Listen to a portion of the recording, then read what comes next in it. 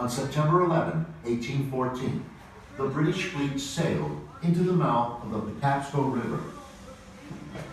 2 weeks before, the British had captured Washington and burned the public buildings. Now they planned a worse fate for Baltimore, a city they called a nest of pirates. But Baltimore was prepared.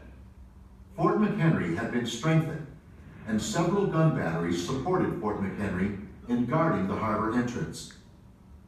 In the hot weeks of late summer, Major General Sam Smith had directed citizens, free blacks, soldiers, and slaves to build defenses at Hampstead Hill across the expected route of the British advance.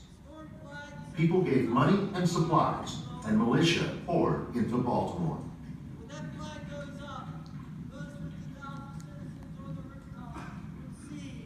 When the British ships appeared, General Smith sent a brigade of militia, commanded by General John Stricker, marching out the North Point Road. As General Smith anticipated, the British attacked by land and sea. On the morning of September 12th, the veteran British soldiers stepped ashore at North Point and began marching toward Baltimore. As a last defense measure, the Americans began sinking merchant ships to block the harbor. Halfway to Baltimore, the British advance guard encountered a party of American riflemen, and in a brief skirmish, their commander, Major General Robert Ross, was killed. Continuing their advance, the British struck the main body of the American forces. The Battle of North Point raged for 2 hours. Colonel Arthur Brooke directed British regulars to the American left, causing half the militia to withdraw in confusion. But the American right and center stood firm, and the remaining 1,500 Americans held against the advance of 4,000 British for over an hour. After suffering twice as many casualties as they inflicted, British experience and numbers finally forced the Americans to fall back toward the city.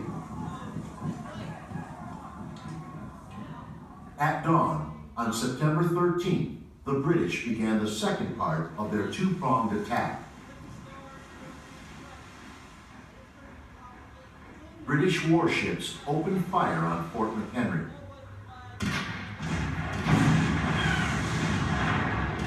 All day, the Americans endured the bombardment, but the rain of bombs and rockets did not weaken the fort. When the British ships moved closer, Major George Armistead ordered the fort's cannon to open fire and drove them back. Meanwhile, on land, the British Army marched toward Baltimore. At Hampstead Hill, the British were stopped by the strong American earthworks and the 15,000 men behind them. Soon after midnight on September 14th, the British Navy made a desperate attempt to create a diversion that would assist the Army and break the stalemate. They hoped to land and attack the fort and the other harbor defenses, while British soldiers with fixed bayonets stormed Hampstead Hill. Under the cover of darkness, British Marines and sailors in longboats rowed with muffled oars up the ferry branch past Fort McHenry. Their attempt failed. In the stormy weather, many of the longboats became lost and returned to the ships. Cannon fire from shore batteries caught the others in the water.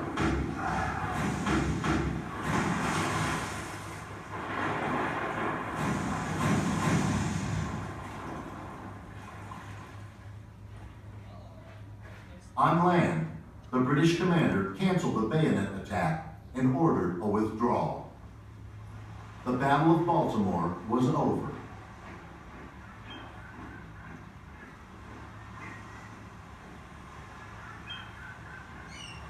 Standing on the deck of a cruise ship returning to Baltimore, Francis Scott Key saw his country's flag flying over Fort McHenry. Baltimore had been saved.